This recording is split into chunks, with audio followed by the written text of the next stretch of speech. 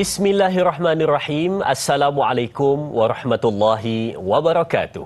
Alhamdulillahirabbil alamin wassalatu wassalamu ala asyrafil anbiya'i wal mursalin wa ala alihi wa sahbihi ajma'in. Allahumma salli ala sayyidina Muhammad, Allahumma salli ala sayyidina Muhammad, Allahumma salli ala sayyidina Muhammad wa ala ali sayyidina Muhammad wa ba'du. Alhamdulillah. Pertama dan selamanya, mari sama-sama kita panjatkan rasa syukur pada Allah Subhanahu wa taala di pagi yang berbahagia ni kita dipertemukan, dibangkitkan dan diberikan kesempatan untuk mengerjakan ketaatan kepada Allah Subhanahu wa taala, melangsungkan kehidupan kita, menghidupkan kehidupan dan sama-sama dapat kita teruskan melakukan apa yang telah kita rancang dalam kehidupan kita. Mungkin sebelum tidur pada malam tadi sudah kita rancang, hari ini kita terjemahkan dengan tingkah laku dan membuahkan hasilnya di negeri akhirat. Sidang penonton, mudah-mudahan pertemuan kita pada pagi ini dirahmati dan diberkati oleh Allah Subhanahu wa taala. Di samping kita nak mendengar ungkapan-ungkapan, perbincangan-perbincangan, dan seperti biasa kita akan bersama dengan anda. Ingat, anda sedang menyaksikan Tanyalah Ustaz, perbincangan dengan topik sutra suatu sunnah. Anda juga boleh menonton siaran hari ini secara HD di www.tonton.com.my. Sutra satu sunnah. Sutra tu apa dia?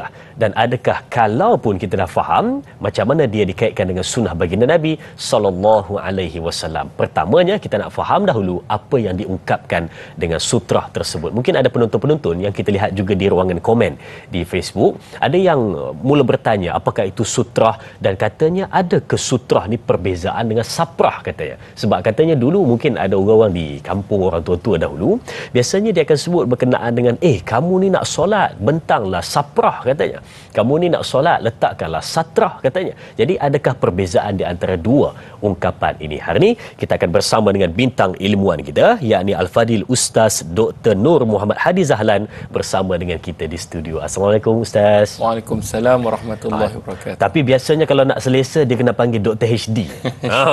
Sebab rata-rata penonton Tanyalah Ustaz sekarang sudah pun mengenali Dr. HD. Dia kata itu adalah nama glamour. Kan Ustaz? Ustaz, bila mana kita sebut berkenaan dengan sutrah satu sunnah ni Ustaz, mungkin boleh terangkan dulu berkenaan dengan apa maksudnya sutrah ini dan daripada mana berasal perkataannya, dan kisah pertama datangnya sutrah ini permulaannya bagaimana? Silakan Ustaz. Bismillahirrahmanirrahim. Assalamualaikum warahmatullahi wabarakatuh. Waalaikumsalam. Alhamdulillahirabbil alamin wassalatu wassalam ala asyrafi anbiya'i wal mursalin wa ala alihi wa ashabihi wa man tabi'ahum bi ihsanin ila yaumiddin. Amma ba'. Alhamdulillah, pertamanya kita memanjatkan segala puji dan syukur kepada Allah Subhanahu wa taala kerana dengan limpah rahmat, kurniaan, anugerah yang Allah berikan, semoga kita tergolong dalam golongan orang yang beruntung insya-Allah. Amin. Terima kasih kepada Dai Azrin serba merun hari ini. Masya-Allah. Semoga sentiasa berbunga-bunga. Orang merun ni jiwanya lembut. Jadi kepada semua kru dalam program Tanyalah Ustaz, semoga Allah merahmati, meredai. Di awal pagi lagi sudah bersedia untuk berikan yang terbaik kepada para penonton, dan yang terutamanya kepada semua para penonton yang dikasihi, teruslah dalam program Tanyalah Ustaz, kerana dalam program-program sebegini kita dapat satu tambahan bagi ilmu pengetahuan kepada kita dan boleh kita amalkan, dan rupanya yang kita amalkan itu merupakan sunnah baginda Nabi sallallahu alaihi wasallam. Kembali kepada tajuk kita mengenai tentang sutrah, maka kata para alim ulama, sutrah ini maknanya, maksudnya adalah penghadang. Ataupun penghalang. Yang mana kalau selalu kita berdoa, Allahumma stur uyubana, ya Allah Engkau lindungilah, maknanya lindung juga disebut satar. Sebab tu antara nama-nama Allah Subhanahu wa taala ya satar, iaitu yang maha pelindung, yang maha melindungi. Kemudian bila disebutkan tentang sutrah, kita mohon kepada Allah Subhanahu wa taala dalam doa tadi, semoga Allah lindung aib kita. Jadi perkataan satara tu lindung. Sebab itu kata para alim ulama, sutrah adalah seperti mana yang disebutkan di dalam fiqh, iaitu kata para alim ulama, sekatan ataupun halangan yang dilakukan oleh orang yang melakukan solat. Maknanya seorang yang ingin melakukan ibadah solat, dia meletak halangan ataupun dia meletakkan rintangan supaya orang yang tidak solat itu ataupun orang yang lalu lalang itu tidak melalui kawasan sujud. Jadi itu dinamakan sutrah. Sebab tu hukumnya sunnah. Kerana mungkin kebiasaan sekiranya kalau orang lama-lama dia faham, dia tahu, tetapi lama kelamaan benda ni dah tak menjadi satu kebiasaan. Dan apa yang berlaku, akhirnya ada segelintir masyarakat kita yang tidak mengetahui bahawa di sana terdapat larangan. Ada 7 tempat yang Nabi SAW seperti mana dalam hadis Nabi melarang untuk kita solat. Antaranya salah satu daripada tempat iaitu tempat laluan orang. Samalah kalau hari ni memang kita duduk di masjid, kita duduk di surau, kan? Kita tahu tempat di masjid, di surau ni adalah tempat untuk ibadah. Tiba-tiba bila dia nak buat solat, kalau solat ialah kita faham solat fardu ni tak apalah sebab semua pakat-pakat solat. Tetapi yang berlakunya ketika mana mereka nak solat sunat, rawatib, dicarinya depan pintu. Tujuannya jangan bagi orang keluar. Orang pun serba salah. Nak keluar ke tak nak keluar? Nak keluar ke tak nak keluar? Kalau keluar, kejap lagi kita tahu satu hadis Nabi yang kita akan bicarakan sebentar saja lagi. Hadis yang sangat dahsyat, ancaman kepada mereka yang melalui tempat orang yang sedang melakukan solat. Jadi sebab itulah Nabi SAW melarang orang yang solat di tempat laluan orang. Jadi kalau kita nak solat juga dan itu sahaja yang ada, maka perlu diletakkan sutrah, penghalang. Yang inilah yang hari ini kita maksudkan. Dan terdapat dalam satu hadis Nabi SAW, hadis yang dikeluarkan oleh Imam Al-Bukhari di dalam sahihnya, bagaimana Nabi SAW ketika mana Nabi solat hari raya. Kita tahu zaman baginda Nabi SAW, solat hari raya dilakukan oleh Nabi di tempat yang terbuka, di fadha' disebut. Fadha' ni maknanya tempat yang terbuka, satu padang yang lapang, maka disitulah ditunaikan solat hari raya. Saya berkesempatan di Indonesia, waktu mengaji di Pondok Indonesia, mereka memang solat di padang yang terbuka, ada sesetengah tempat, dan di Morocco juga telah digezetkan disebut musalla. Musalla ni kalau di negara kita ni adalah surau. Tapi di sana musalla ni digezetkan di tempat yang terbuka untuk dilakukan. Ada beberapa jenis solat, antaranya solat istisqa dilakukan di musalla sebab perlu tempat yang terbuka. Solat sunat hari raya Al-Aidain disebut, hari raya Aidilfitri ataupun hari raya Aidil Adha. Maka dalam hadis ni Rasulullah SAW dia pergi menunaikan solat hari raya. Kemudian Nabi SAW meminta harbah. Harbah ni bil harbah, dia minta sahabat harbah. Harbah ni maksudnya dia seperti kayu pendek. Kayu pendek, kemudian Nabi letak di hadapannya. Kemudian baginda SAW solat di belakangnya para sahabat. Maka di situlah para sahabat melihat bagaimana Nabi SAW ketika mana Nabi solat, Nabi meletakkan harbah, iaitu penanda di hadapan baginda Rasulullah SAW.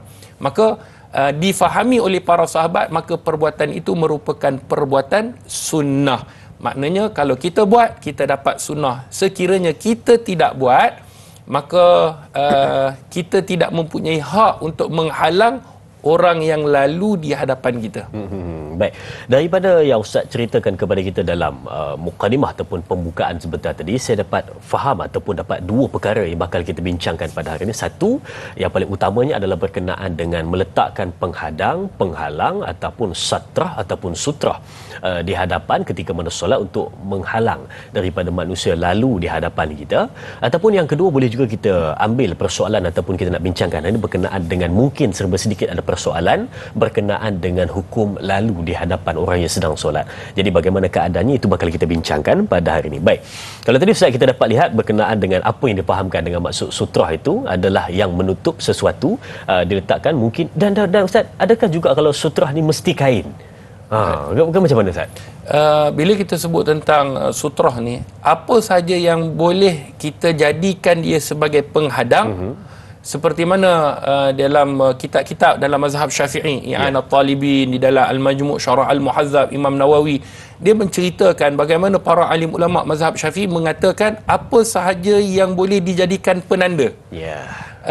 Sekiranya kita tidak ada kerusi, kadang-kadang orang letak kerusi, kadang-kadang orang letak botol, kadang-kadang orang letak kalau zaman Rasulullah letak kayu. Dan ada juga disebutkan oleh para alim ulama, contohnya Imam Ramli disebutkan sekiranya tidak ada benda-benda ni, maknanya apa pun tak ada. Itu disebut apa pun tak ada, dia nak pergi letak dia tak ada. Kalau zaman sekarang ni adalah sejadah tu pun dah dikira sebagai sutra. Tetapi kalau tidak ada, maka hendaklah dia buat satu garisan. Dia buat satu garisan yang menandakan itu adalah ruang sujud dia. Sebab tu ulama menyebutkan bahawa ada beberapa hukum. Yang pertama yang saya nak sebut, dua perkara yang sangat penting. Yang pertama, berapa lebar ataupun panjang sutrah tu, di antara kita nak letakkan kayu tu dengan kita ni, berapa jarak dia, berapa jarak. Maka kata ulama 3 hasta. Kalau 3 hasta ni 0.45 cm, maknanya kalau 3 kali dengan 3 lah, lebih kurang 1.3 lebih lah, lebih 1.2 meter, lebih kurang 1.2 lebih kurang begitulah. Diletakkan hasta ni, maknanya daripada siku hingga ke hujung jari kita ni, maknanya 3 lah. Maknanya kalau 3 itu sudah bersesuaian dengan untuk tempat kita sujud. Itu satu. Kemudian berapa panjang harbah yang diletakkan Nabi SAW. Dia ada pula ukuran yang kita nak letakkan kayu ni, dia ada pula. Maknanya kata ulama 10 cm. Ambil pembaris tu 10 cm tu, lebih kurang macam tu lah. Diletakkan di atas, maka itu telah menepati syarat dan seperti mana yang dilakukan oleh Nabi SAW. Maknanya kayu yang diletakkan tu 10 cm. Jarak dia pula adalah 3 hasta. Lebih kurang 1.2 tadilah meter. Baik, itu sesuatu tambahan untuk hari ini berkenaan dengan meletakkan dan juga jarak yang patut diletakkan di situ. 3 hasta, lebih kurang 1.2 meter macam itu. Betul. Diletakkan di hadapan. Baik, kita ada soalan dari sahabat kita di Facebook. Katanya dari sahabat kita Nur Asikin. Assalamualaikum Ustaz, setiap surau dan masjid kini mempunyai karpet di seluruh ruang solat dan terdapat garisan pembahagi yang sudah tersedia. Soalan saya, adakah telah memadai hujung sajadah atau garis saf dijadikan sutrah bagi mencegah orang lain melintas di hadapan orang yang sedang solat? Mohon pencerahan Ustaz. Terima kasih. Terima kasih juga sahabat kita Nur Asikin untuk soalan ini. Garisan yang telah tersedia, jadi atau tidak Ustaz? Baik, sahabat-sahabat yang dirahmati oleh Allah Subhanahu wa taala, terdapat dalam satu hadis Nabi sallallahu alaihi wasallam, kata Nabi, "Idza shalla ahadukum falyaj'al tilqa'a wajhihi syai'a." Kata Nabi, apabila salah seorang daripada kamu mengerjakan ibadah solat, maka hendaklah dia menghadap ke arah sesuatu. Maknanya dia mesti meletakkan satu tanda. Ini dalam hadis yang dikeluarkan oleh Imam Ibnu Majah. Jika tidak ada, Nabi sebut ni, maka jika tidak ada, hendaklah dia memacakkan ataupun dia meletakkan tongkat. Jika tidak ada tongkat, hendaklah dia melukis garisan. Dia letakkan satu garisan. Maka tidak memudaratkan bagi orang-orang yang lalu di hadapan tongkat tersebut. Difahami oleh para alim ulama dalam hadis ini 2 perkara. Sahabat-sahabat penonton pun kena faham. Yang pertama, kata Nabi dalam hadis Ibnu Majah, bila kamu nak solat, maka hendaklah kamu menghadap sesuatu. Makna menghadap sesuatu ini sudah pasti, Ustaz, kita nak hadap kiblat ke nak hadap mana? Kiblat. Itu syarat, memang tak boleh dinafikan. Tetapi bila kita nak solat, kita meletakkan sesuatu di hadapan kita, maknanya hadapan kita ni memang berhadapan betul-betul dengan arah kiblat. Maknanya arah kiblat, kita letakkan satu benda. Contoh, saya menghadap kiblat, iPad ni menjadi sutrah. Saya meletakkan betul-betul di hadapan arah kiblat. Jadi ini dia punya penanda. Kemudian kata Nabi SAW, sekiranya kamu tidak ada, maka diletakkan tongkat lah, tongkat. Kan orang dulu, orang lama-lama dia akan ada tongkat. Masuk je umur 40, macam Daik Azrin belum lagi. Sebab tu dia muda. Bila masuk, mereka akan kebiasaannya pakai tongkat. Jadi diletakkan tongkat. Kalau tidak ada, kata Nabi SAW, hendaklah melukis satu garisan. Maka ulama bincangkan, kalau sekiranya kita meletakkan garisan itu telah disebutkan dalam hadis ini, maka kalau letakkan sejadah lebih baik. Sebab garisan itu kita menggaris, maka meletakkan sejadah lebih baik untuk kita tahu tanda dia. Dan bila kita pergi kepada soalan tadi macam masjid Nur Ashikin tadi, Puan Nur Ashikin, bila kita pergi ke masjid atau surau, dah siap-siap dah. Memang dah ada garis. Memang ada. Kalau dulu kita letak sejadah, kan ada yang sengit, bengit, ada yang besar, ada yang kecil sejadah. Jadi sekarang ni memang alhamdulillah, kalau sejadah ataupun kapet surau solat sekarang ni, kalau sujud tu alhamdulillah lena boleh lena. Kerana apa? Kerana tebalnya, kerana bersihnya. Jadi dia dah letak dah satu garisan, maka itu dah menjadi sutrah. Kenapa? Kerana itulah tempat yang mana kalau seorang itu solat telah jadi penghadang. Itu satu.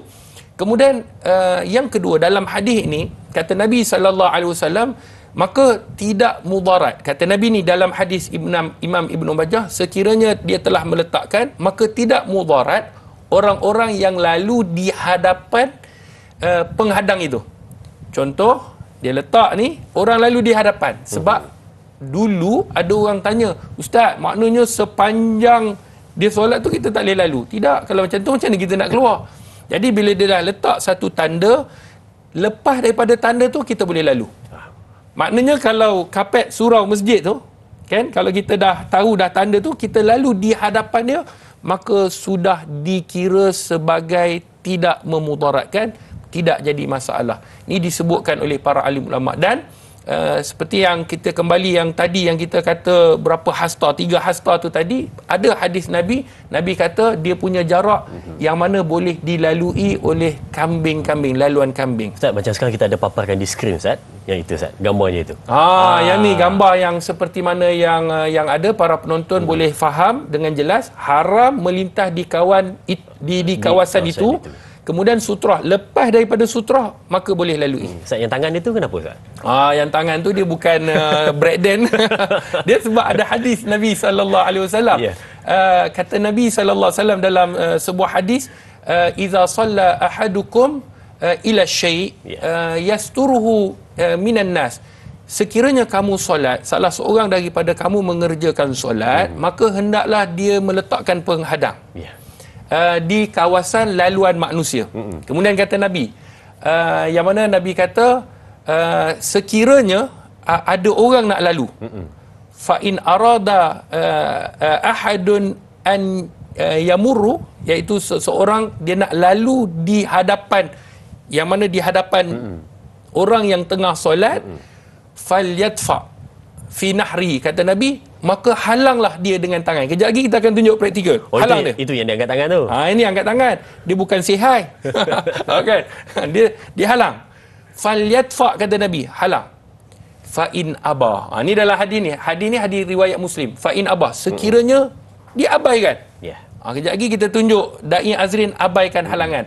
Maka kata Nabi, falyuqatilhu fa innama huwa syaitan. Maka bunuh dia, maka sesungguhnya dia adalah syaitan. Maksud bunuh ni nanti saya akan berikan maksud yang mendalam. Takkan nak pukul dia. Takkan kita nak bunuh kan? Sungguh. Baik, saya ingatkan gambar tu saja-saja dilukis untuk mengangkat tangan. Rupanya ada sebab dan maksud di sebaliknya. Sedang menonton, banyak lagi kita nak bincangkan berkenaan dengan penghadang ketika mana dalam solat. Kita kembali selepas ini perbincangan untuk Tanyalah Ustaz, biar tahu jangan keliru. Berehat seketika.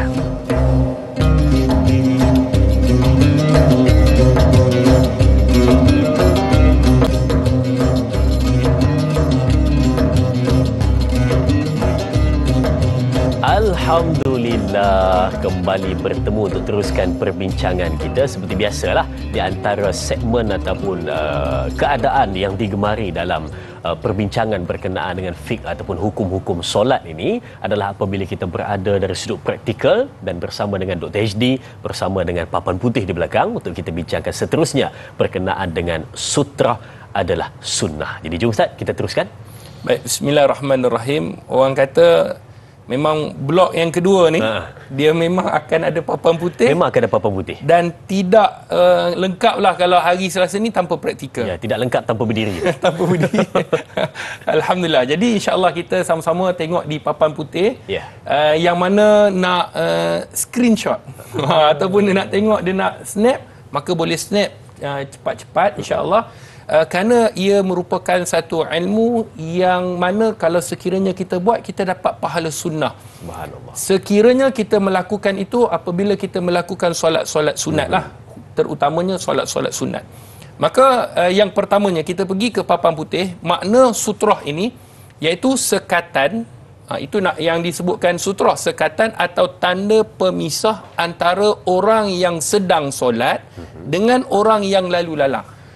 Maknanya bila dia meletakkan sutrah, dia dah meletakkan sutrah, dia memisahkan antara orang yang nak lalu tu bahagian mana orang nak lalu. Jadi dia tidaklah lalu kawasan orang yang sedang mengerjakan solat. Maka dia boleh lalu kawasan lain. Sebab tu bila kita nampak ada sutrah, selalunya kebiasaan di negara Arab, dia dah letak siap-siap. Dia ada satu kayu, ustaz nak lukis tapi tak pandai sangat, tapi minta maaf lah, nak juga lukis kan. Dia seperti kayu begini.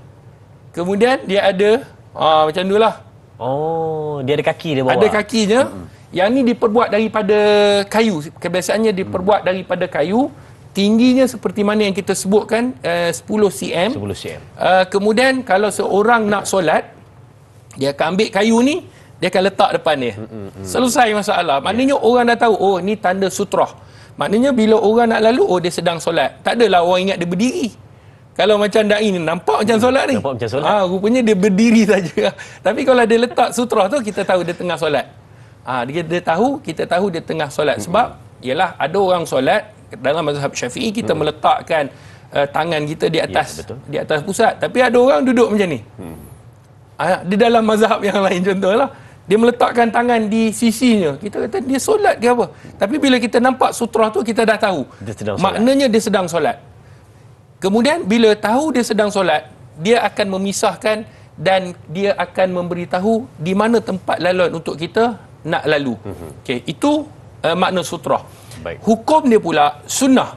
Ini hukum dia sunnah. Kita kena faham. Bila kita dah ada, kita dapat pahala lebih lagi. Pahala tambahan sunnah. Sebab tu belajar hari Selasa ni kita nak cari point yang mana dapat pahala lebih. Pahala lebih. Extra point disebut. Antaranya adalah sutrah. Diletakkan sebelum solat. Dia tak boleh sewaktu solat baru nak letak. Jadi sebelum solat dia dah tahu dah, maka dia letakkan. Maka orang yang melalui tempat sujud yang telah diletakkan sutrah, maka hukumnya haram dan berdosa. Kalau dia dah letak, tiba-tiba ada yang lalu. Seperti mana hadis Muslim tadi, tiba-tiba ada orang lalu di hadapan orang yang sedang solat, maka hukumnya haram. Sampai satu hadis Nabi SAW disebutkan, Nabi sebut tidak diterima 40. 40. Sahabat ni dia tak tanya, tetapi hilang kepadanya 40.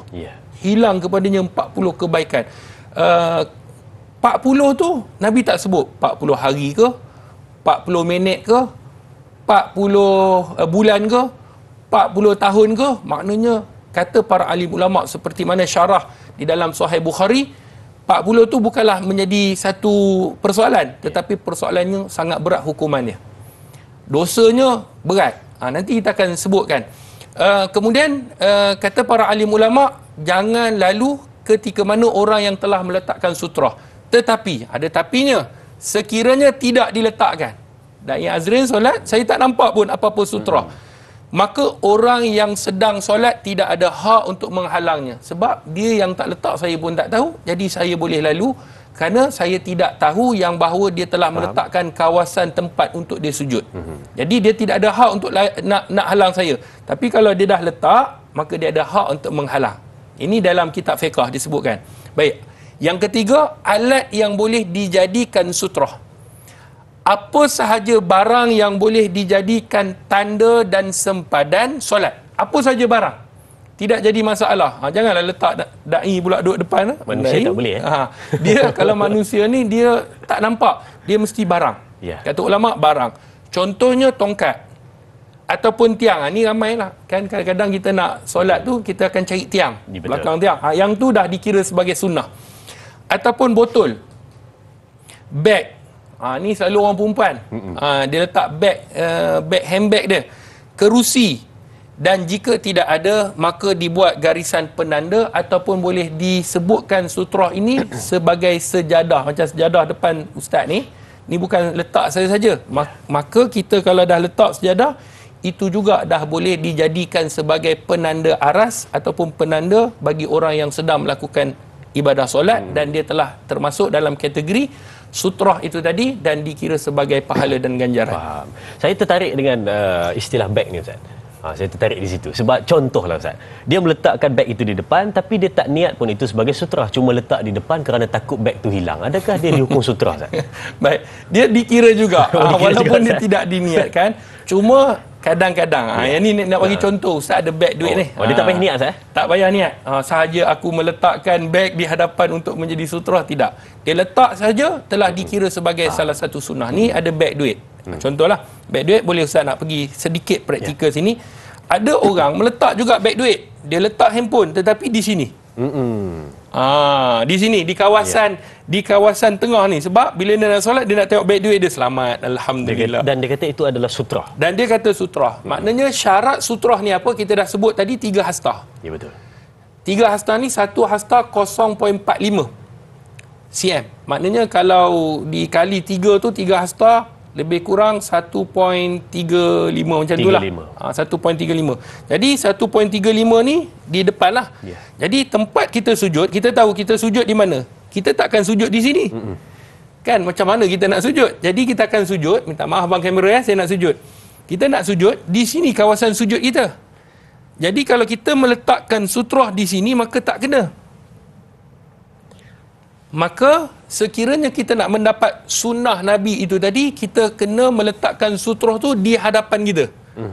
Begini. Kalau hadapan begini, maka kita dibolehkan untuk kita dah jadikan ia sebagai sutrah. Maka kalau kita solat, nampak? Saya sujud, dia di hadapan saya. Maka orang yang lalu di hadapan tidak jadi masalah. Ini kawasan penanda bahawa saya sedang sujud di sini. Maka kawasan ini merupakan kawasan yang tidak dibenarkan untuk dilalui dan ia termasuk kawasan larangan ataupun haram ketika seseorang itu sedang solat dan dia meletakkan sutrah. Cuma ulama kata yang tadi berapa tinggi, itu tidak jadi persoalan. Sama ada 10 cm, kan? Kalau dia lagi tinggi lagi baik, sebab yang macam garisan ataupun dia letakkan yang pendek tu orang tak nampak. Tapi kalau dia letak 10 cm macam tu, orang akan nampak tak? Orang akan nampak. Sebab tu di negara Arab, mereka meletakkan sutrah yang mana tinggi dan dia ada khas. Bentuk yang khas, macam bentuk kubah. Maka diperbuat daripada kayu. Orang tahu dia sedang melakukan solat, sebab benda kalau beg duit ni mungkin tertinggal ke, terjatuh ke. Jadi masih lagi dipersoalkan. Sebab tu Nabi SAW meletakkan harbah, iaitu satu kayu yang tingginya, kata para alim ulama, 10 cm. Dan contohlah Ustaz, kalaulah Ustaz solat tapi tak meletakkan sutrah tu, Ustaz solat. Tiba-tiba saya ni, insan-insan akhir zaman Ustaz. Datang tu tiba-tiba, alamak, Ustaz semain tak ada sutrah. Jadi saya pun pergi, saya tolong letak untuk Ustaz. Adakah saya juga mendapat pahala sunnah tu Ustaz? Ya, betul, dapat. Dan ini dilakukan oleh para alim ulama. Sekiranya kita tahu, sebab kita telah meletakkan satu kebaikan. Orang yang meletakkan kebaikan, dia akan mendapat pahala sunnah. Dan ini berlaku di negara-negara Arab, menjadi kebiasaan bila dia tahu dia nak lalu, bila dia nak lalu, dia dihalang. Kan dalam hadis tadi, fal yadfa, maka dia kena yadfa fi nahri. Maknanya dia kena halang. Dia kena halang. Bila dia dah dihalang, dia tengok tidak ada sutrah. Kemudian dia nampak ada sutrah, mungkin ada kayu yang dah telah disediakan, dia ambil, dia tolong letakkan supaya orang lain tidak melalui. Maka dia dapat ganjaran dan pahala. Sebab tu kita kena tolong-menolong lah. Maknanya kalau sekiranya mungkin orang yang solat itu terlupa, orang yang nampak dia boleh meletakkan dan dia dapat ganjaran, dan orang yang solat itu yang di hadapan pun mendapat pahala yang sama. Pahala telah mengikuti sunnah, hasil daripada orang yang membantu dia tadi. Maksudnya dapat pahala seperti mana dia yang buat. Betul. Ataupun dia sedang solat tersebut. Okey, pahala sunnah dapat Ustaz. Tapi Ustaz, satu contoh pula. Saya ni datang Ustaz, datang solat. Ustaz dah ada sutrah di situ. Saya datang, saya jadi imam. Saya jadi makmum Ustaz. Allahu akbar. Saya tak ada sutrah. Jadi adakah saya juga kena letakkan ataupun yang itu sudah memadai untuk cover dua-dua Ustaz? Baik, bagi mereka yang solat berjemaah, sutrah dia adalah imam. Ya. Maknanya kalau orang yang solat di belakang imam, maknanya dia tak perlu fikir dah. Kalau solat sunat dan sebagainya, dia solat berjemaah, sutrah dia mana? Imam. Dan imam macam dalam hadis tadi, dia mesti meletakkan. Sebab tu kalau kita tengok di masjid, di surau, dia ada seperti mihrab tu kan, yang tempat khas untuk imam, maka di situ memang tidak boleh lalu. Tetapi apa yang berlaku ketika mana Nabi salat hari raya Aidil Adha ataupun hari raya Aidil Fitri ni, Nabi meletakkan. Sebab apa? Sebab di sana tempat yang terbuka, maka boleh jadi orang lalu. Jadi Nabi meletakkan, dan kemudian sahabat ini solat di belakang Nabi tanpa meletakkan. Maka difahami bahawa sudah mencukupi sekiranya imam dah letak, kita punya mana? Kita punya mengikut imam. Sutrah kita adalah imam. Walaupun kita sah yang kelima, walaupun kita sah yang ke-10, maknanya dah telah mencukupi imam itu tadi. Maksudnya dia tak payah letak lagi dah. Imam itu adalah penghadang baginya. Baik, sila penonton. Sebenarnya banyak perkara yang kita terlupa dan terlepas pandang berkenaan dengan sutrah ini, cara meletakkannya, apa kaedahnya dan hukum juga pahalanya, bagaimana keadaannya. Banyak kita akan bincangkan selepas ini. Sila penonton, berehat seketika, jangan ke mana-mana. Kembali selepas ini bersama Tanya Ustaz, biar tahu jangan keliru.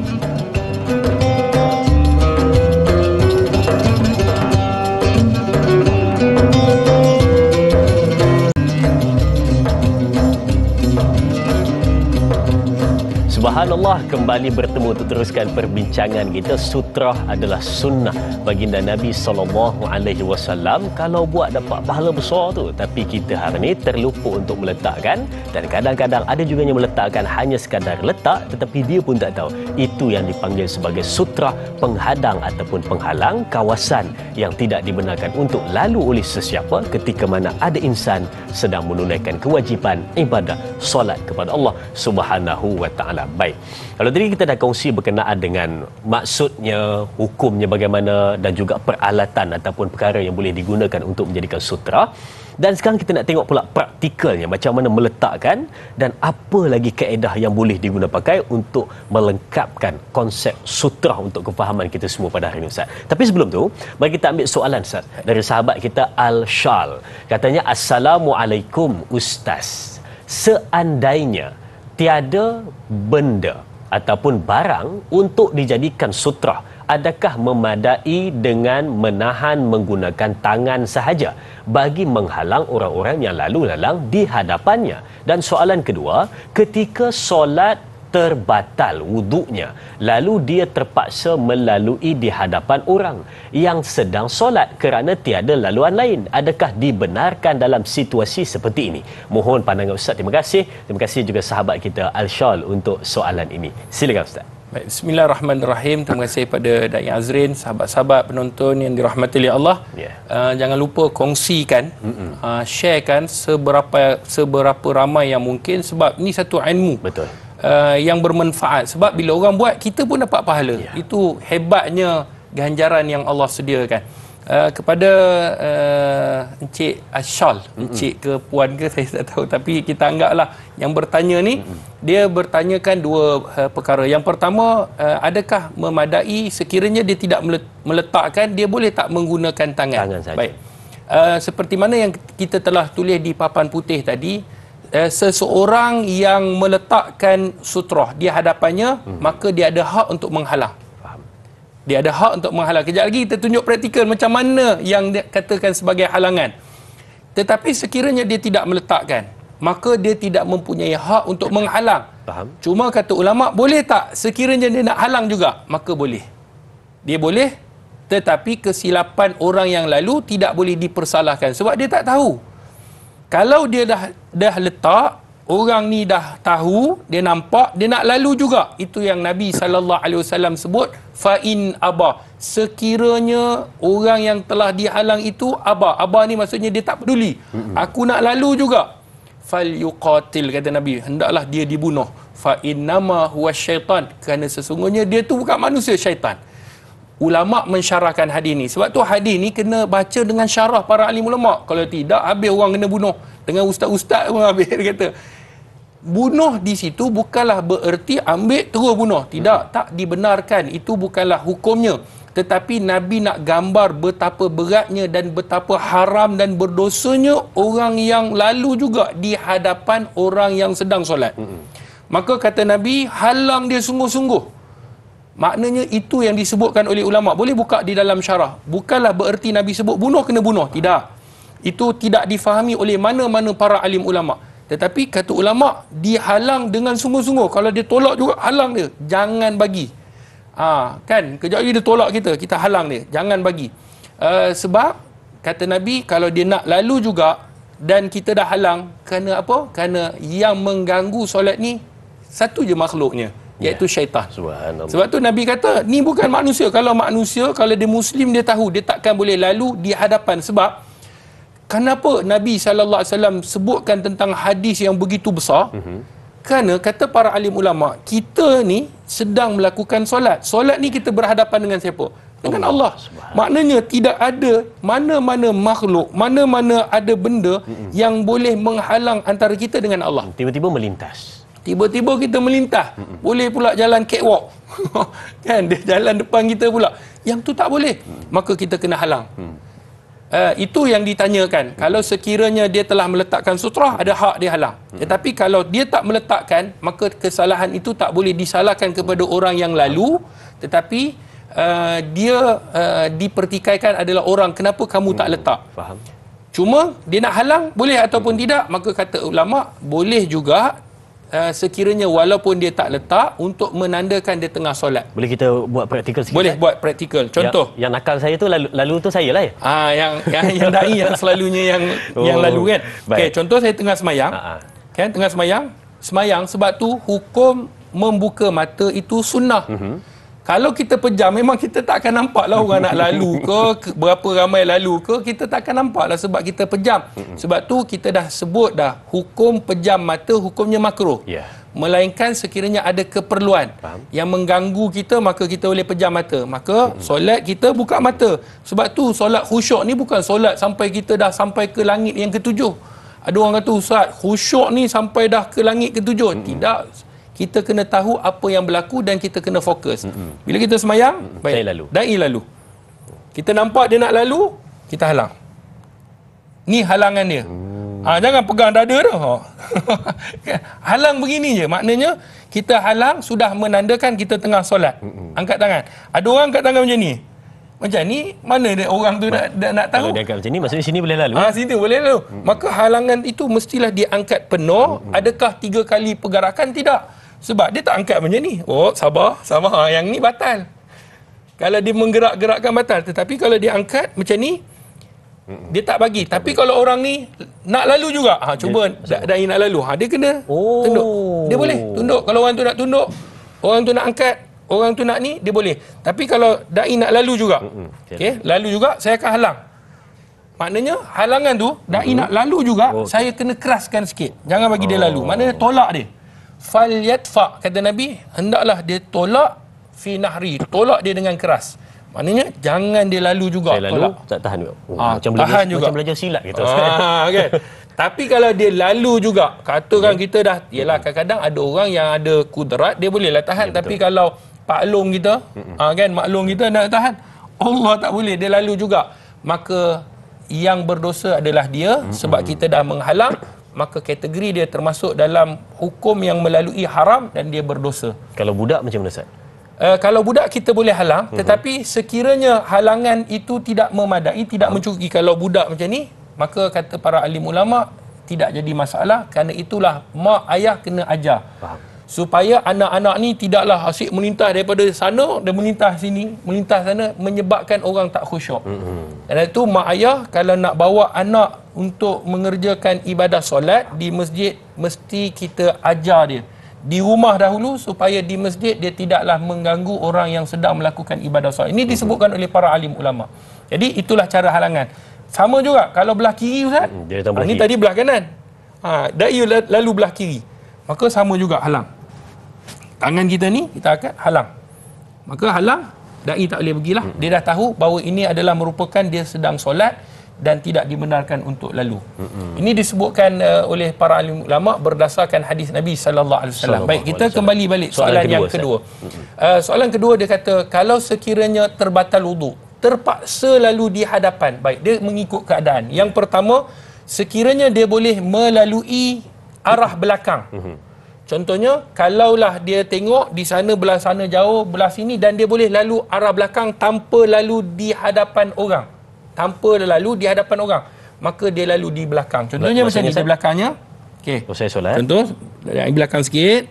Ni praktikal. Saya depan sikit minta maaf Tiba-tiba ni anggap saya tengah semayang, 2-3 soft, saya batal. Okey, saya batal.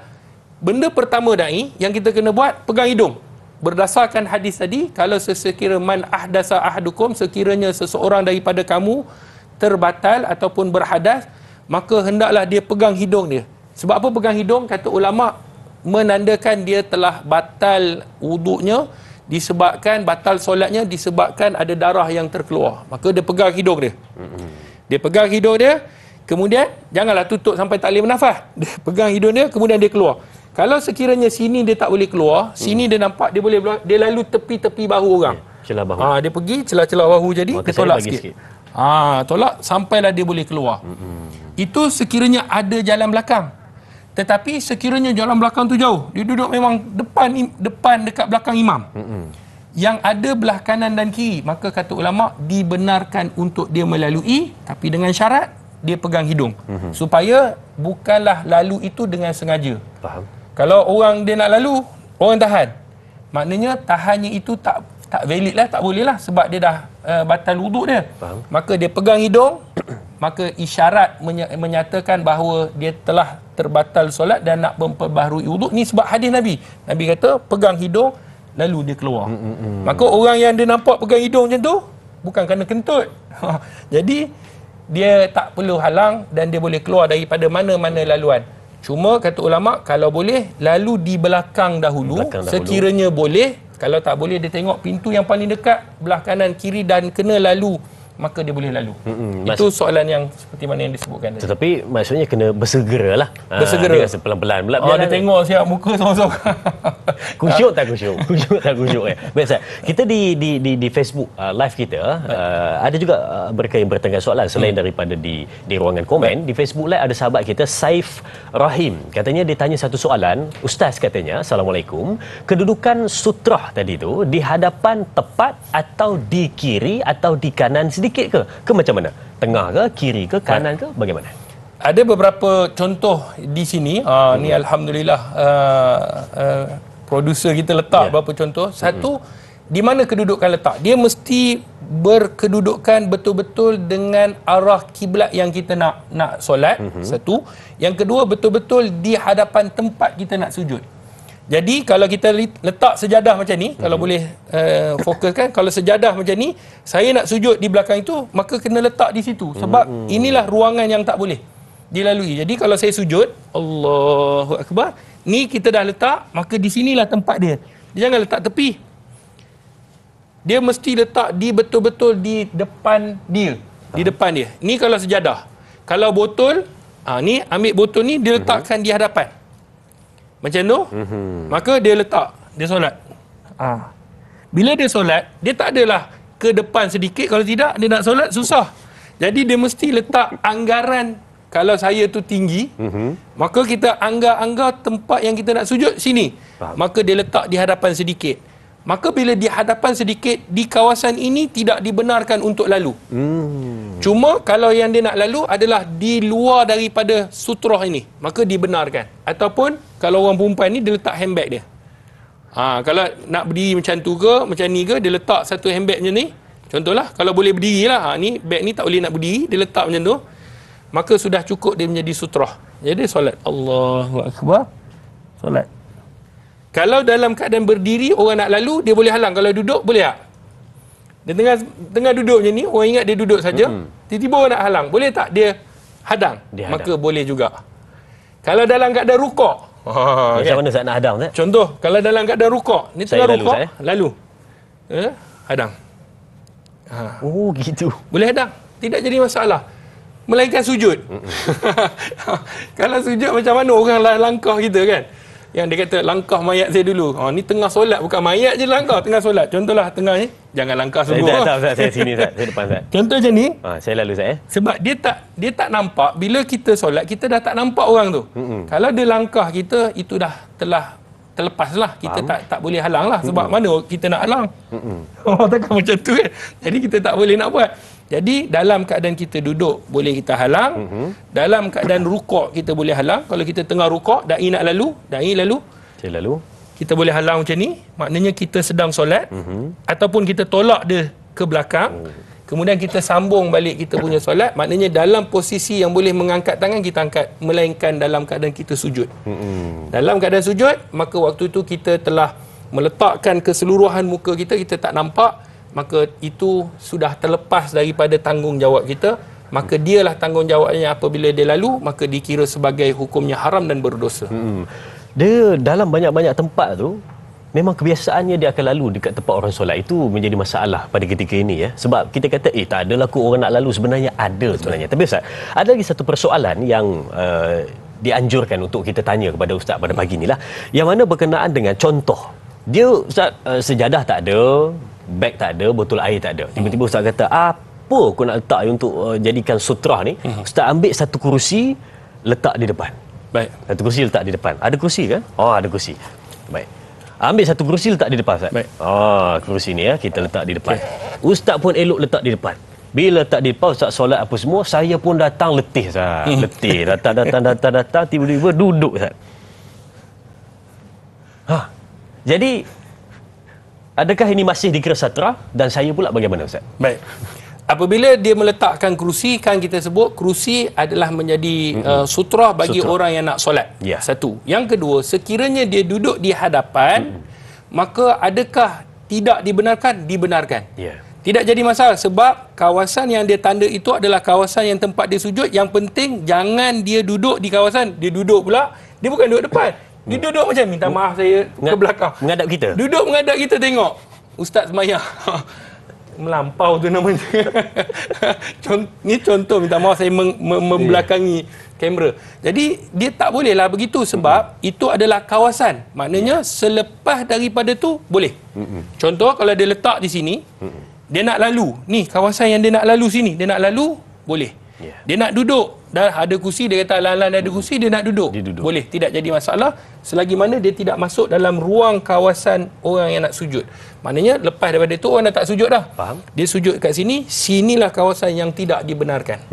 Maksudnya kalau sebelah sana maka boleh, belah sini maka tidak dibenarkan. Betul. Sebab mengganggu tempat sujud dan masih lagi dalam ruang kawasan tidak dibenarkan ketika sahabat kita ini sedang solat. Baik, sila penonton, kita berehat seketika, kembali selepas ini bersama Tanyalah Ustaz, biar tahu jangan keliru, banyak perbincangan lagi selepas ini.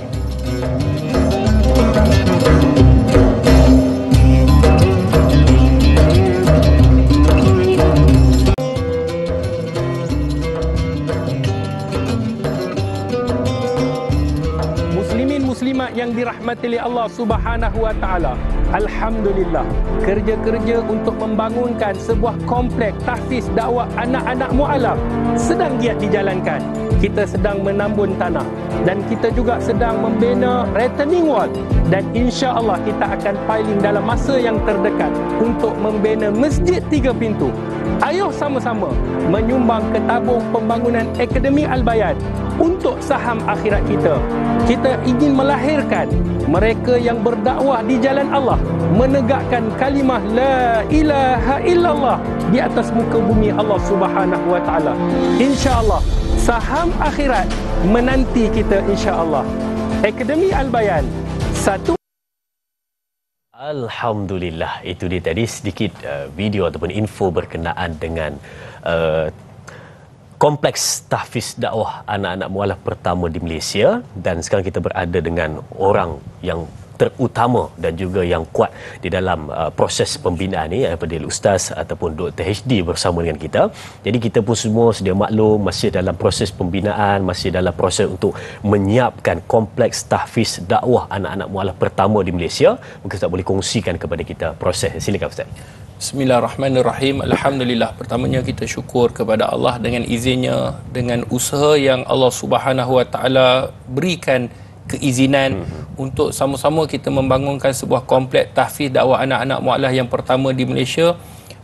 Ini adalah kerja-kerja dakwah dan kita nak mengangkat kalimah yang paling tinggi, iaitu kalimah la ilaha illallah. Sahabat-sahabat penonton yang dirahmati oleh Allah, kerja-kerja ni sedang kita usahakan. Alhamdulillah, pada minggu yang baru ni, hari Ahad baru ni, saya ada di Tapak dan Alhamdulillah waktu siaran hari Selasa saya umumkan saya akan ke Tapak kerana di situ ada para penyumbang yang datang daripada Perlis. Kan, daripada Perlis dia datang satu rombongan Cik Kia, semua perempuan.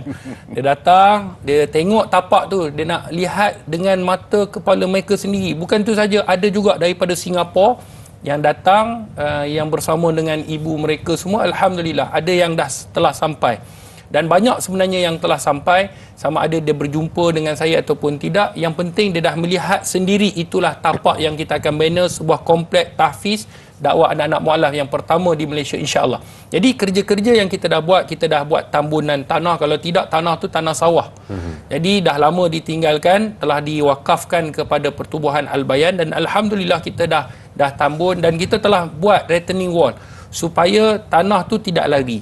Dan alhamdulillah mesin untuk piling telah masuk. Jadi kita minta kebenaran daripada Majlis Pembandaran Alor Gajah. Semua kita submit plan, kita minta dan alhamdulillah insya-Allah kita nantikan keputusan akhir, maknanya ada di sana 16 jabatan lebih kurang, dia melihat apa yang terbaik untuk kita bangunkan. Maka di sana dia berikan feedback yang cukup baik. Alhamdulillah, daripada Kerajaan Negeri Melaka, kita dah berjumpa dengan Datuk Mufti Melaka, kita berjumpa dengan Majlis Agama Islam Melaka dan semalam saya berjumpa dengan Jabatan Agama Islam Melaka juga. Dan mereka memberi sokongan yang sangat padu untuk kita membangunkan kompleks ini. Kerana dalam kompleks ini kita ada ruang solat, tempat untuk kita solat. Dan yang uniknya, dia dibina 3 budaya. Ada pintu Melayu, pintu Cina, pintu India. Fokusnya ketika mana kita masuk ibadah, kita tidak membezakan antara bangsa ataupun budaya ataupun bahasa.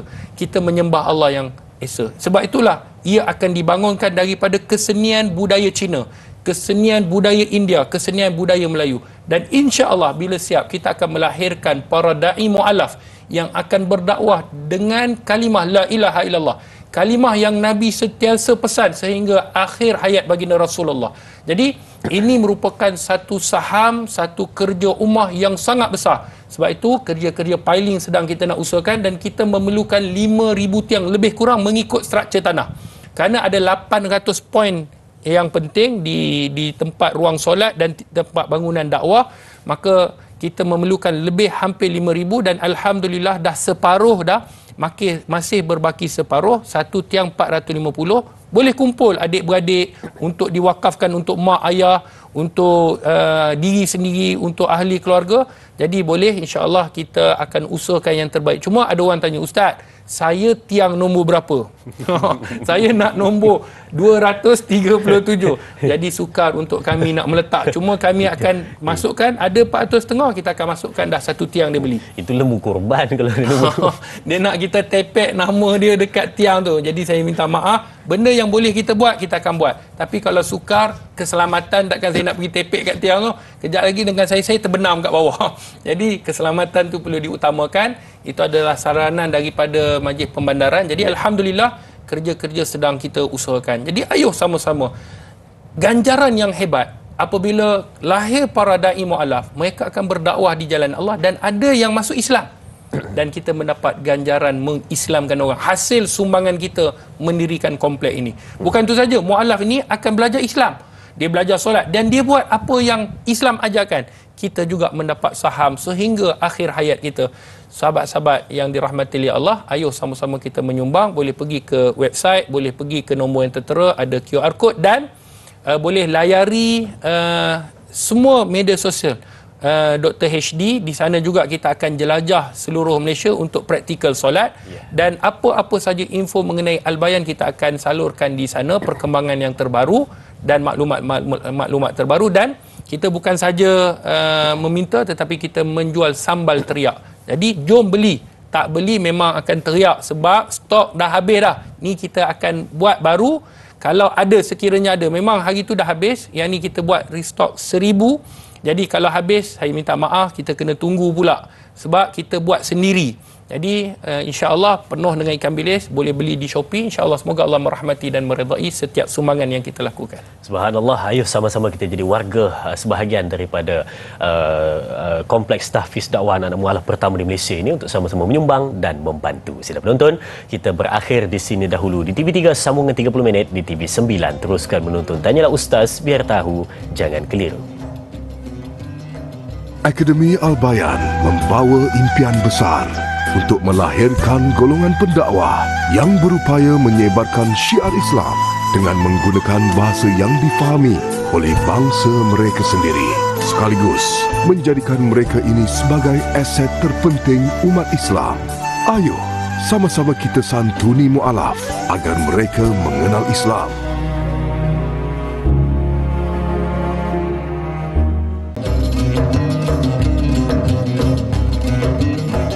Alhamdulillah, sama-sama kita kembali bertemu untuk teruskan perbincangan kita, yang mana tadi dapat kita lihat berkenaan dengan sutrah, ataupun ada juga yang memanggil satrah, katanya sutrah, satrah, ketika mana solat meletakkannya di hadapan sebelum solat untuk sama-sama mengambil kelebihan dan menyelamatkan ruangan tempat untuk kita sujud itu daripada dilintasi ataupun dilalui oleh manusia, dan mudah-mudahan kita dapat mengamalkan dalam kehidupan kita yang mendapat pahala sunnah di sisi Allah Subhanahu wa taala. Baik. Sedang menonton, banyak persoalan telah kita jawab pada hari ini, dan kita nak ambil lagi soalan dari sahabat-sahabat kita di Facebook, keluarga besar Tanyalah Ustaz, biar tahu jangan keliru. Baik. Baik Ustaz, kita ambil soalan seterusnya dari sahabat kita Puan Jura Azlin Sofian. Assalamualaikum Ustaz. Soalan saya, apakah hukum meletakkan sutrah sebelum solat? Apakah kepentingannya dan berapakah jarak sutrah itu dengan kita? Dan mungkin juga boleh tambah sedikit Ustaz, berapakah jarak kalau ada manusia yang lalu di hadapan kita dan jarak tersebut kita tak payah letak sutrah. Jadi itu sedikit tambahan daripada soalan Puan Jura Azlin Sufian sebentar tadi. Silakan Ustaz. Bismillahirrahmanirrahim. Sahabat-sahabat yang dirahmati oleh Allah Subhanahu wa taala, terima kasih kepada Puan Jura. Ada beberapa soalan yang ditanyakan, antaranya apakah hukum meletak sutrah sebelum solat, dan kita telah pergi ke papan putih tadi, hukumnya sunnah ketika sebelum solat. Adapun semasa sedang solat maka tidak dibenarkanlah. Kenapa? Kerana mungkin dia akan menyebabkan 3 kali pergerakan berturut-turut, dan mungkin dia akan melakukan satu benda yang bukan di dalam solat. Maknanya nampak seakan-akan dia nak letak dalam keadaan dia rukuk dan sebagainya, dan bukan pada tempat rukuk. Jadi sebab itu sebelum maka dia kena buat. Tapi kalau dah selepas, dia solat je lah. Tapi sekiranya ada orang yang lalu, seperti mana kata ulama, sebenarnya dia tidak ada hak untuk nak menghalang, sebab dia yang tidak meletakkan sutrah itu tadi, penghalang itu. Cuma kalau sekiranya dia perasan, dia bolehlah untuk menghalang supaya orang itu tidak melalui di hadapan dia, yang mana dia sedang melakukan ibadah solat. Kemudian ditanyakan, apakah kepentingan kepentingan meletakkan sutrah? Antaranya kepentingannya yang pertama, supaya orang yang solat itu tidak diganggu. Ini adalah untuk tujuan khusyuk yang disebutkan. Kalau orang lalu, kalau kita tengok orang lalu, kejap lagi kita tengok, dia akan menyebabkan kita tidak menghormati orang yang sedang solat. Sedangkan dia sedang menghadap Allah Subhanahu wa taala yang Maha Esa, Maha Agung. Sebab tu kalau kita tengok adat istiadat di istana pun, kita tak boleh sewena-wena nak pergi tandas. Ini di istana. Dan yang kita sedang solat ni raja, sekalian raja yang maha hebat. Jadi kita mesti ada adab. kita mesti kena ada cara. Sebab tu solat ni kena mengikut apa yang Nabi SAW ajarkan. Sebab tu kita ada tertibnya, kita ada caranya, supaya kita tidak buat satu benda yang di luar daripada batasan syarak. Bila kita dah meletak, maknanya kita sedang menghadap Allah Subhanahu Wa Taala. Ini yang pertama. Yang kedua, kata para alim ulama, yang pertama tadi adalah untuk khusyuk. Yang kedua adalah ia merupakan satu perbuatan sunnah. Sebab tu kepentingan kita meletak di sunnah Nabi. Sebab Nabi buat banyak hadis Nabi SAW, Nabi melakukannya. Itu yang disebutkan. Kemudian bila disebut berapa jarak, kita dah sebutkan tadi jaraknya adalah 3 hasta. 3 hasta ni lebih kurang yang kita dah sebutkan 1.45 lah. Kerana satu hasta 0.45 cm. Kan? Begitulah 0.35, 0.45. Maknanya tempat kita nak sujud. Itu jarak dia. Cuma bila da'i sebut, kalau dia tak letak pula, orang nak lalu, takkan dia tak boleh lalu sepanjang tu. Jadi naya Pak Abu. Contoh orang sekarang sebut naya Pak Abu. Takkan dia tak boleh nak lalu. Maka kadarnya adalah pada kadar tempat sujud. Jadi kalau dia tahu tempat sujud, orang tak ada lagi sujud sampai ke itu, dah meniarap nama dia, dah sujud begitu. Orang sujud begini, dia dah macam ni, macam Superman. Jadi pada kadar dia sujud, lepas daripada tu kita boleh lalu. Dan sunnahnya juga, dan dibenarkan juga macam yang tadi ada waktu praktikal da'i ada sebut, kalau saya pergi letakkan Ustaz, maka itu yang terbaik. Jadi kita ambil kerusi ke, kita ambil sesuatu, kita letakkan menjadi sutrah, maka kita telah orang kata melakukan satu perkara sunnah, dan kita telah membantu orang ni supaya orang lain tidak lalu lalang di hadapannya. Sebab tu kalau orang tu nak lalu, maka dia boleh lalu bukan di kawasan tempat dia sujud. Lepas daripada tu kata ulama boleh, tidak jadi masalah. Dan Ustaz, saya ada satu soalan sebenarnya yang saya terfikir daripada awal tadi, tapi saya nak tanya rasa macam seram-seram juga, tapi kita tanyalah sebab mungkin untuk kefahaman untuk semua kan. Adalah mungkin di mana-mana tempat nak solat, katanya nak letak sutrah, apa nak letak ni ya? Seluk-seluk poket kunci, tak ada dompet, tak ada botol air, tak ada apa pun, tak ada. Dia seluk-seluk ada kotak okok Ustaz. Jadi dia pun ambil dan letak di hadapan. Pop, dia letak di depan. Dia pun sembahyang. Jadi yang disebut di sini adalah, adakah sah sutrah tersebut dan boleh ataupun tidak diguna pakai, ataupun bagaimana Ustaz? Baik. Ini satu soalan cepu mah dan cepu cemah juga nak jawab. Saya tanya pun berpeluh Ustaz. Tanya pun perlu, tapi dia kebenaran dia kena sebutkan. Dan ulama telah menyatakan, dan fatwa pun telah menyatakan bahawa rokok itu adalah haram. Itu nombor satu. Jadi boleh ataupun tidak kita melakukan. Cuma pengharaman ni kita kena tahu ada tahap dia. Dia taklah sama pengharaman haram rokok seperti haram khinzir. Dia tak sama. Sebab tu dalam ilmu usul fiqh, pengharaman ni dia ada kategori-kategori dia.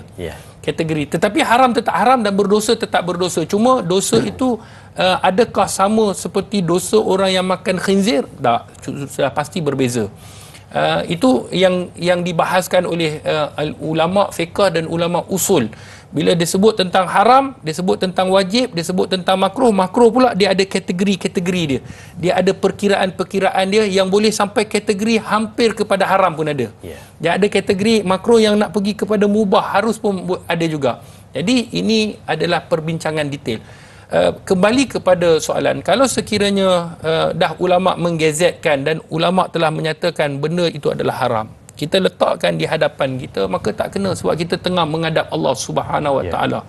Memang ia dikira sebagai sutrah, tetapi hukumnya di situ adalah satu, dia terlibat dengan benda yang tadi haram lah. Kemudian dia meletakkan, contoh orang meletakkan sutrah ni botol arak. Ini contoh botol arak. Jadi bila dia letak, adakah menjadi sutrah? Ya, dia telah menjadi sutrah, tetapi hukumnya pada ketika itu para alim ulama kata sebut makruh lah, sebab dia meletakkan satu benda yang tak sepatutnya diletakkan untuk dia menghadap Allah Subhanahu Wa Taala. Maka kategori itu disebutkan oleh ulama perlu dielakkan dan hukum kategorinya makruh. Sebab tu Nabi SAW menyatakan bahawa sekiranya tak ada rokok dalam ni, jangan letak. Apa yang dia perlu buat? Buat garisan. Itu yang disebutkan. Ataupun kalau orang yang pakai spek mata, dia boleh buka spek mata, dia boleh letak di hadapan. Itu pun boleh menjadi sutrah. Kalau sekiranya tak ada, dia ada kopiah. ataupun cap. Kalau orang kan dia mungkin tak pakai koper, dia ada cap. Dia boleh buka, dia boleh letakkan di hadapan. Itu pun dikira sebagai sutra. Ataupun beg duit. Tapi risaunya beg duit, dia sujud hilang. Sujud bangun-bangun tak ada dah. Satu hal pula. Jadi sebab tu sahabat-sahabat yang dirahmati oleh Allah, kalau sekiranya kita risau, maka bentang saja sejadah. Maka orang yang dah bentang sejadah, kita tahu itu adalah ruang solat.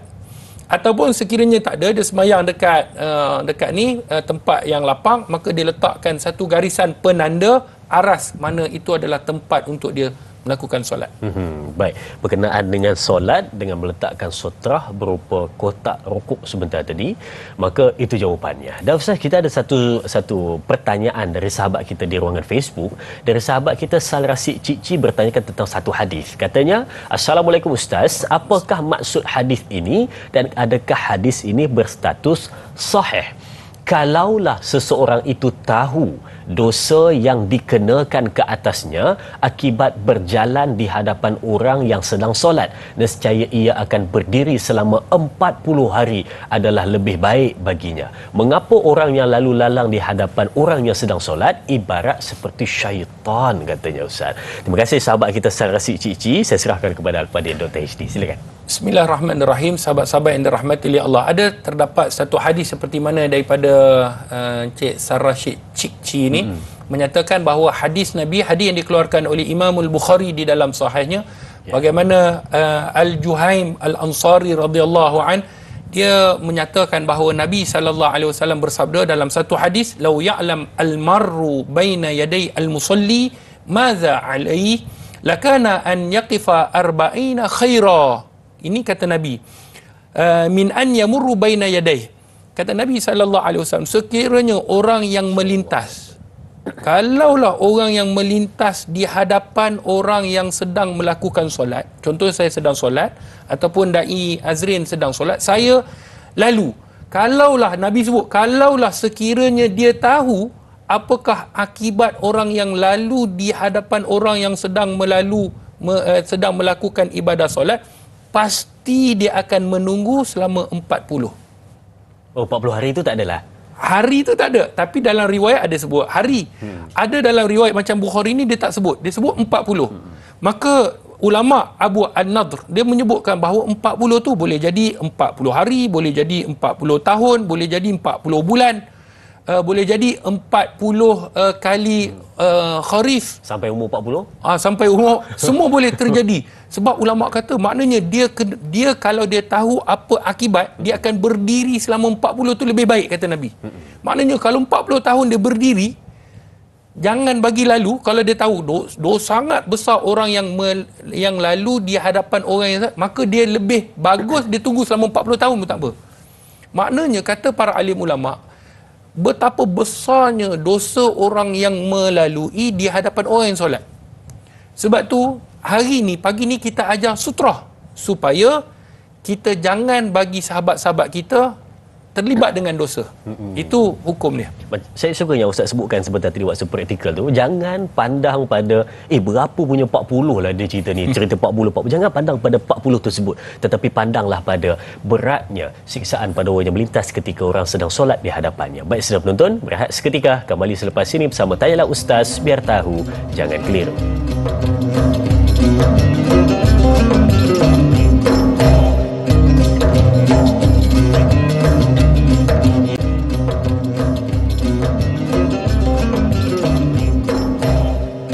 Subhanallah, sutrah adalah satu penghadang ataupun barang yang diletakkan di hadapan orang yang sedang solat bagi menghalang manusia lain yang mungkin tidak solat lalu lintas di hadapannya ataupun lalu lalang di hadapannya. Ini adalah sesuatu yang kita belajar pada hari. Mungkin juga ada penonton-penonton yang sedar-sedar pukul 8 lebih ni baru dia tersedar melihat Tanyalah Ustaz. Dia kata, alamak, terlepas perbincangan untuk Tanyalah Ustaz pada hari ni, jangan risau kan. Nanti ada ulangan di Facebook rasmi Tanyalah Ustaz TV3. Dan hari ini perbincangan sutrah adalah sunnah baginda Nabi SAW. Caranya, meletakkannya bagaimana dan juga apa hikmahnya, kita akan kongsikan kepada penonton-penonton. Baik, soalan dari sahabat kita di Facebook, Casey.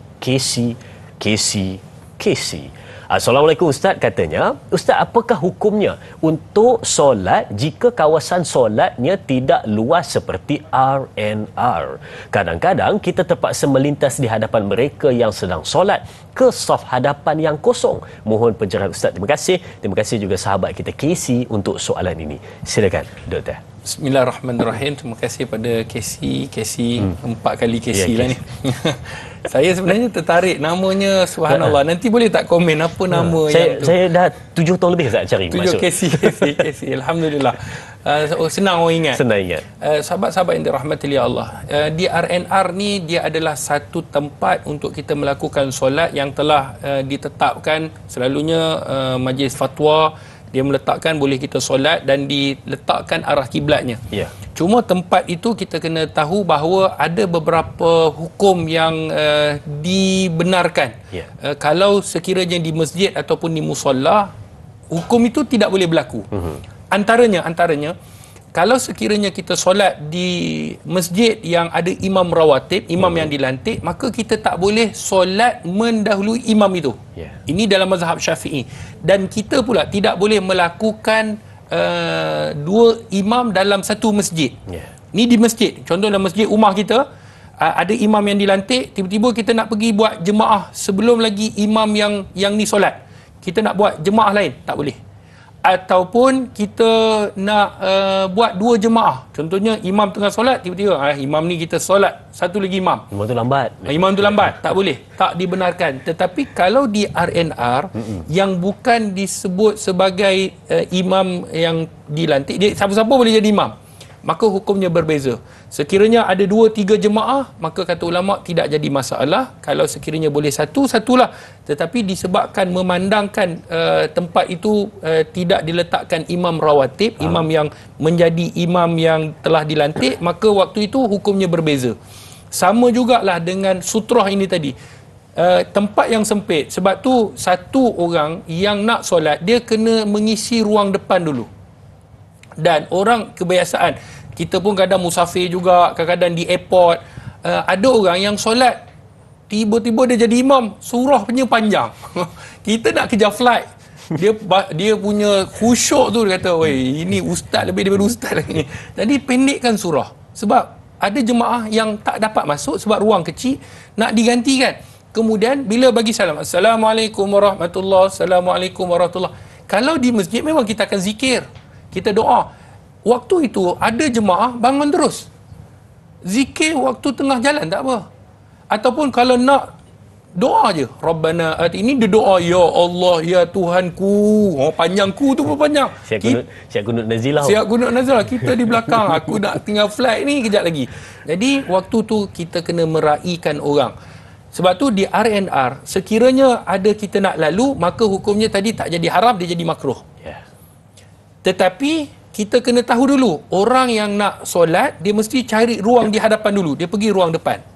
Maknanya dia pergi ke depan, dia penuhkan hadapan. Di belakang ni bolehlah orang-orang yang baru dah masuk berwuduk, maka dia akan penuhkan di belakang. Dan kalau sekiranya kita tengah solat, ni tengah solat, orang depan dah habis, kita mungkin dalam tu ada 3 saf. Yeah. 2 saf dah habis, kita yang ketiga, kita boleh ke depan. Ataupun kita ke kiri sikit supaya tidak menghalang orang untuk lalu ke depan. Mungkin dia nak buat jemaah yang lain. Jadi kita ke kiri sikit, bagi ruang. Boleh ataupun tidak bergerak pada ketika itu, boleh. Jangan bergerak 3 kali pergerakan berturut-turut. Maknanya memberi ruang itu adalah merupakan satu perkara yang harus, yang dibenarkan oleh ulama. Seperti mana kalau ada ruang kosong di hadapan, kita kena pergi ke hadapan.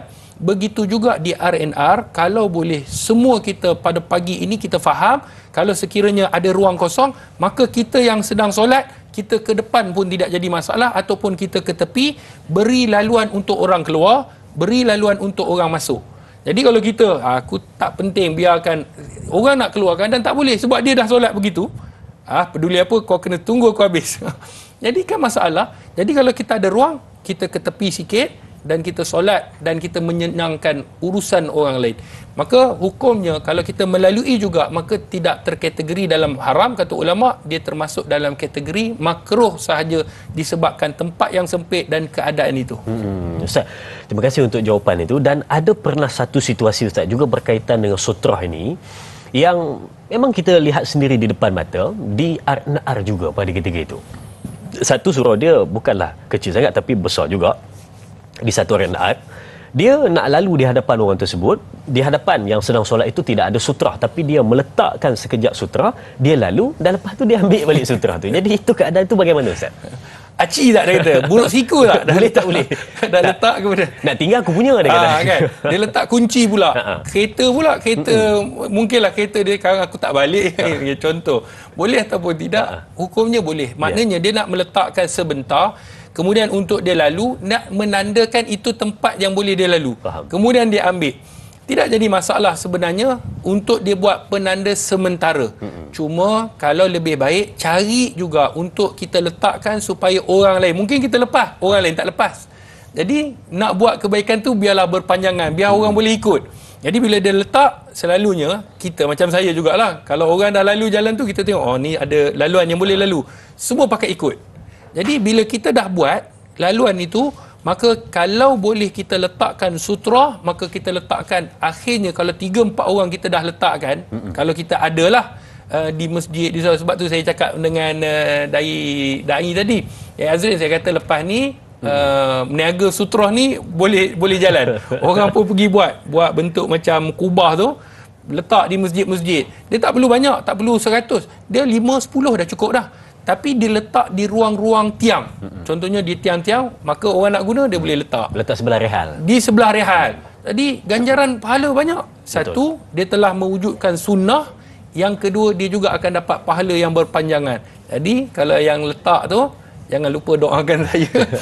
Kerana pada pagi ni kita dah tahu dah tentang sutra itu.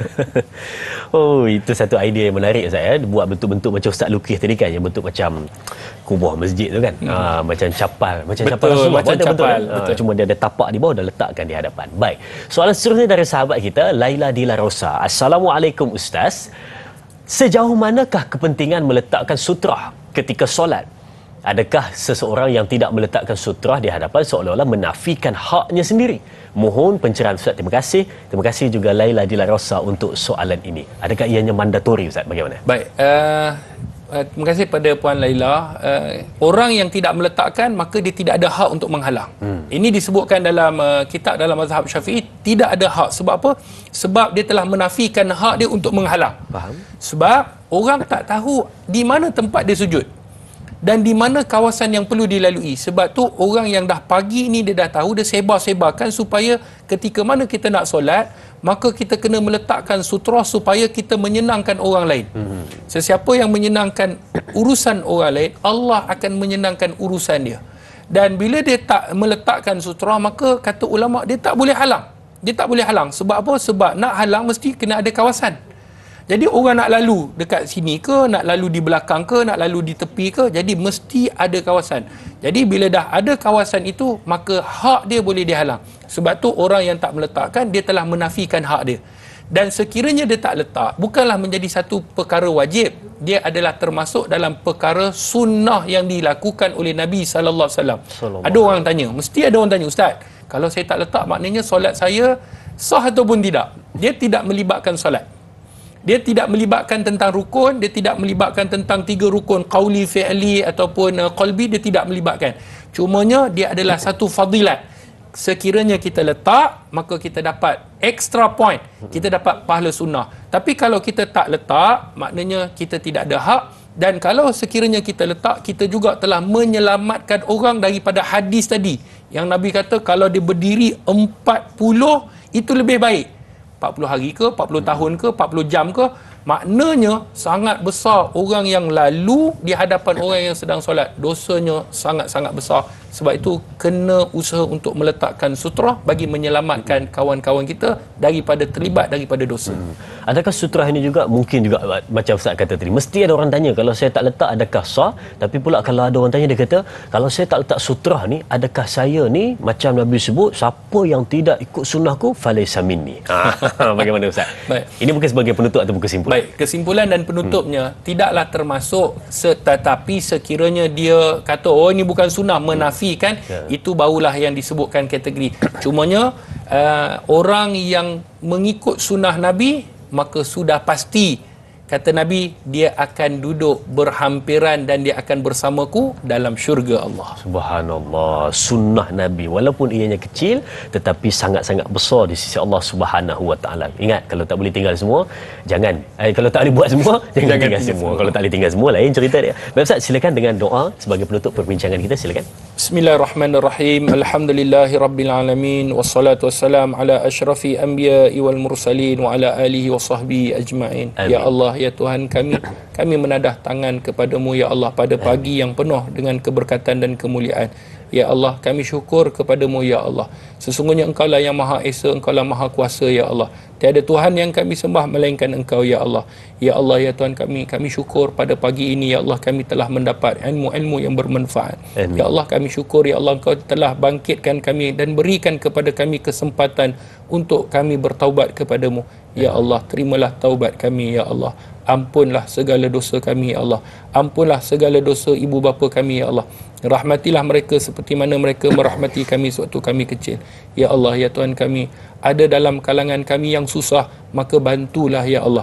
Ada dalam kalangan kami ya Allah yang tidak mempunyai rezeki, maka berikanlah kepada mereka rezeki yang luas lagi berkat. Amin. Ada dalam kalangan kami yang masih belum mempunyai anak, berikanlah kesempatan untuk mereka mendapat zuriat jika ia baik baginya.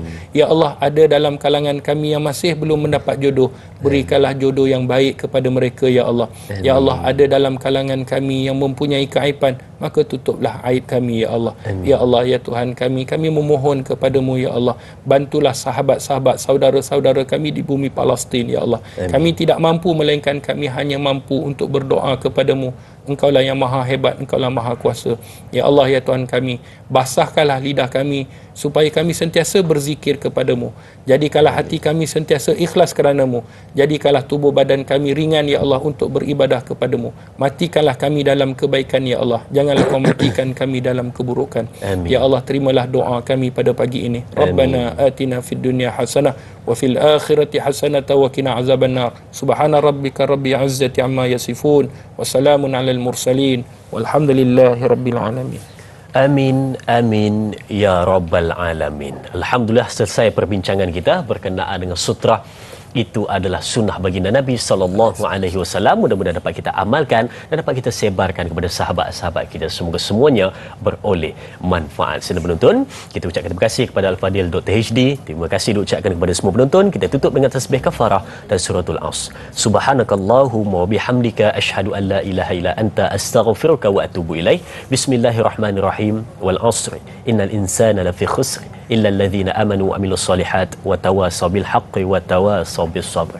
Sekian, berjumpa lagi, teruskan menonton Tanyalah Ustaz, biar tahu jangan keliru. Assalamualaikum warahmatullahi wabarakatuh.